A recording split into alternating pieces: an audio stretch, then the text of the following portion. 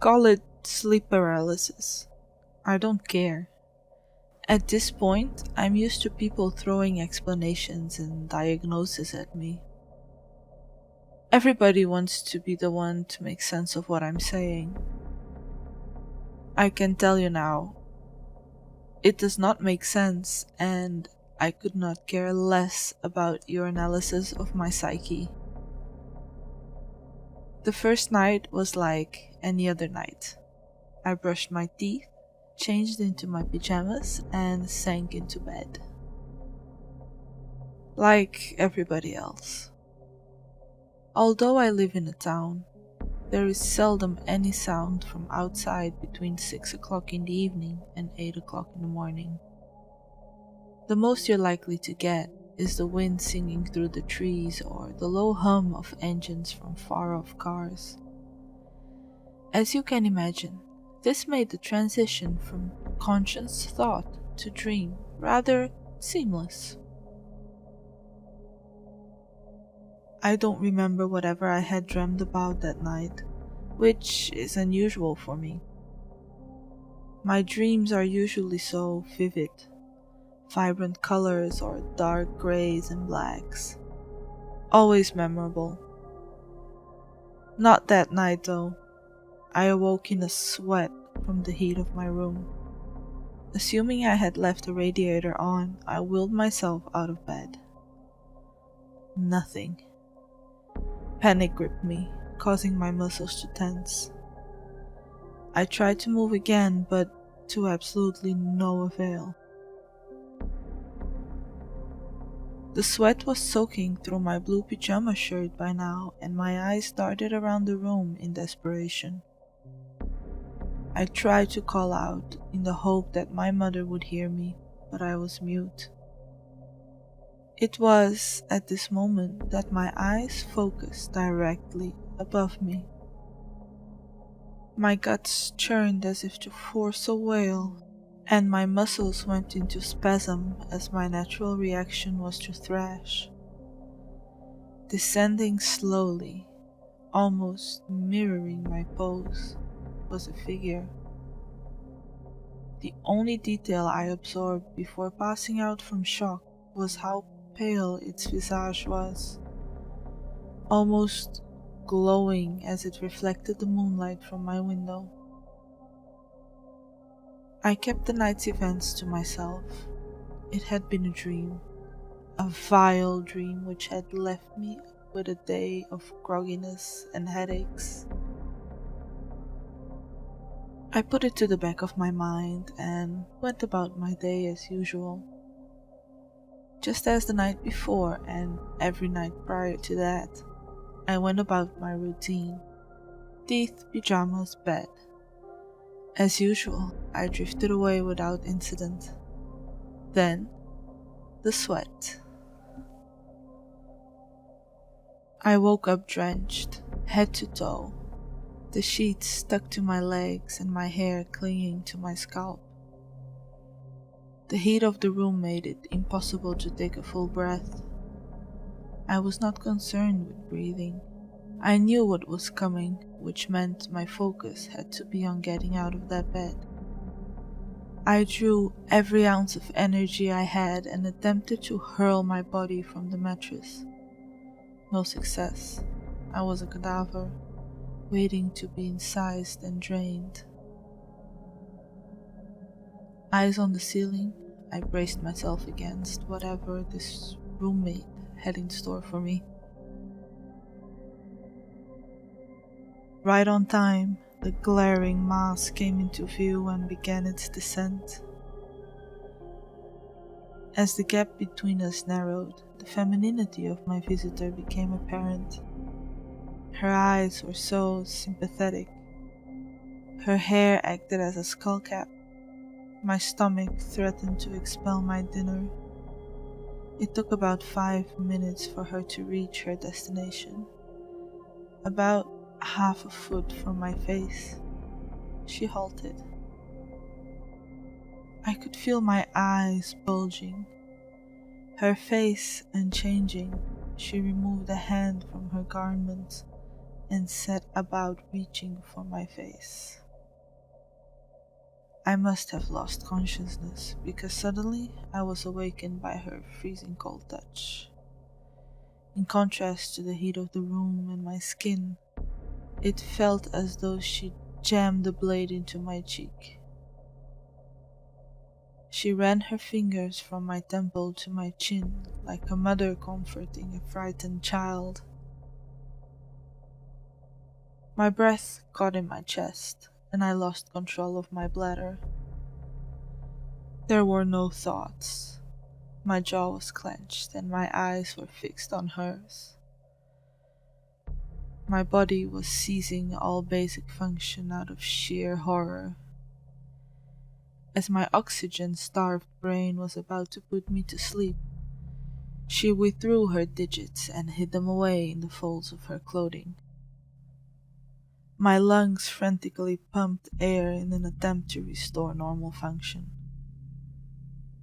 I thought she would leave. She remained stationary for a moment before drawing her hand again. I was high from the lack of oxygen, so her actions were all somewhat blurry. But I will forever remember with clarity what happened next. She had a silver comb, tarnished and battered, presumably from a lifetime of use. It was so intrusive, so much more terrifying than a blade or a hook. She ran the comb through my hair and I could feel the bile rising. The violation. My mind was in a frenzy. Even if I had regained control of my limbs at this moment, I don't think I could have moved. Her image became blurry and I, thankfully, slipped away. I slept through most of the next day. I was awoken by the heaving of my stomach as I vomited over myself. I did not immediately remember my uninvited guest as I grasped at consciousness. The dread I felt when she flooded my mind caused me to slump. What was happening? The room was at normal temperature. Nothing seemed out of the ordinary. I almost convinced myself that it was a dream. No, it wasn't. Have more faith in your own mind. You were there and you felt her touch and you saw her face. Her face. Every time I blinked. No blemishes or wrinkles. Nothing of note but those eyes. So sad. Caressing my cheek. Combing my hair. Why me?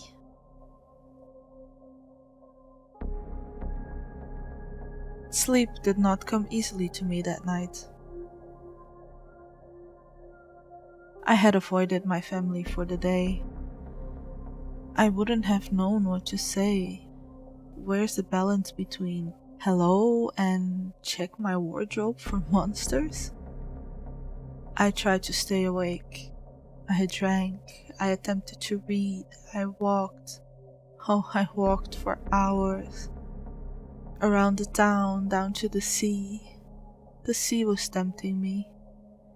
I felt as though sirens were calling me to walk away from all I had seen and join them in the tide. I went home.